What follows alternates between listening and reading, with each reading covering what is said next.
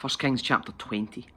About that time, King Ben-Hadad of Aram mobilised his army, supported by the chariots and horses of 32 allied kings. They went to besiege Samaria, the capital of Israel, and launched attacks against it. Ben-Hadad sent messengers into the city to relay this message to King Ahab of Israel. This is what Ben-Hadad says: "Your silver and gold are mine, and so are your wife's and the best of your children." "All right, my lord the king," Israel's king replied, "all that I have is yours." Soon Ben-Hadad's messengers returned again and said, "This is what Ben-Hadad says: I have already demanded that you give me your silver, gold, wives and children, but about this time tomorrow I will send my officials to search your palace and the homes of your officials. They will take away everything you consider valuable." Then Ahab summoned all the elders of the land and said to them, "Look how this man is stirring up trouble.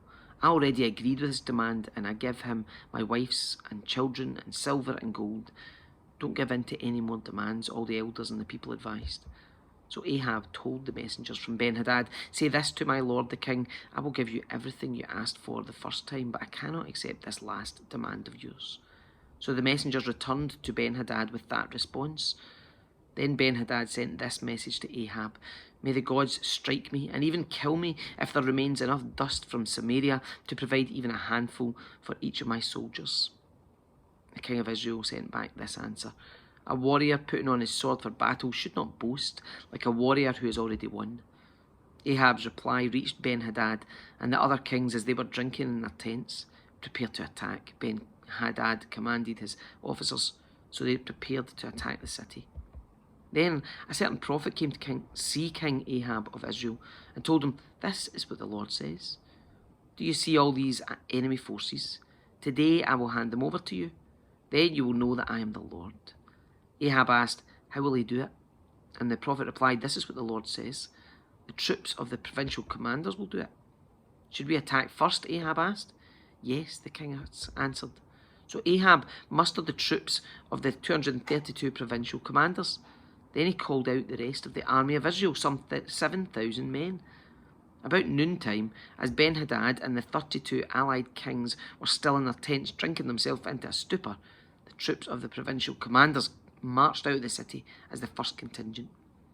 As they approached, Ben-Hadad's scouts reported to him, "Some troops are coming from Samaria." "Take them alive," Ben-Hadad commanded, "whether they've come for peace or for war." But Ahab's provincial commanders and the entire army had now come out to fight. Each Israelite soldier killed his Aramean opponent, and suddenly the entire Aramean army panicked and fled. The Israelites chased them, but King Ben-Hadad and a few of his charioteers escaped on horses. However, the king of Israel destroyed the other horses and chariots and slaughtered the Arameans. Afterwards, the prophet said to King Ahab, "Get ready for another attack. Begin making plans now, for the king of Aram will come back next spring." After the defeat, Ben-Hadad's officers said to him, "The Israelite gods are gods of the hills, that's why they won. But we can beat them easily in the plains. Only this time, replace the kings with field commanders. Recruit another army like the one you lost. Give us the same number of horses, chariots and men, and we will fight against them on the plains. There's no doubt we'll beat them." So King Ben-Hadad did as they suggested. The following spring, he called up the Aramean army and marched out against Israel, this time at Aphek. Israel then mustered its army, set up supply lines, and marched out for battle. But the Israelite army looked like two little flocks of goats in comparison to the vast Aramean forces that filled the countryside. Then the man of God went to the king of Israel and said, "This is what the Lord says: The Arameans have said, 'The Lord is a God of the hills and not of the plains.' So I will defeat this vast army for you. Then you will know that I am the Lord." The two armies camped opposite each other for 7 days, and on the 7th day the battle began. The Israelites killed 100,000 Aramean foot soldiers in one day. The rest fled into the town of Aphek, but the wall fell on them and killed another 27,000. Ben-Hadad fled into the town and hid in a secret room. Ben-Hadad's officers said to him, "Sir, we've heard that the kings of Israel are merciful. So let's humble ourselves and by wearing burlap around our waists and putting ropes on our heads and surrender to the king of Israel, then perhaps he will let you live." So they put on burlap and ropes, and they went to the king of Israel and begged, "Your servant Ben-Hadad says, please let me live." The king of Israel responded, "Is he still alive? He's my brother." The men took this as a good sign and quickly picked up on his words. "Yes," they said, "your brother Ben-Hadad. Go and get him," the king of Israel told them. And when Ben-Hadad arrived, Ahab invited him up into his chariot. Ben-Hadad told him, "I will give back the towns my father took from your father, and you may establish places of trade in Damascus, as my father did in Samaria." Then Ahab said, "I will release you under these conditions." So they made a new treaty, and Ben-Hadad was set free. Meanwhile, the Lord instructed one of the group of prophets to say to the other man, "Hit me." But the man refused to hit the prophet. Then the prophet told him, "Because you have not obeyed the voice of the Lord, a lion will kill you as soon as you leave me." And when he'd gone, a lion did attack and kill him.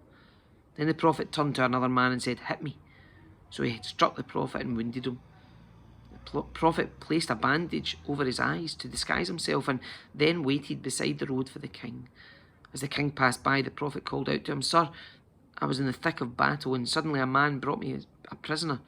He said, 'Guard this man. If for any reason he gets away, you will either die or pay a fine of 75 pounds of silver.' But while I was busy doing something else, the prisoner disappeared." "Well, it's your own fault," the king replied. "You've brought the judgment on yourself." Then the prophet quickly pulled the bandage from his eyes, and the king of Israel recognized him as one of the prophets. The prophet said to him, "This is what the Lord says.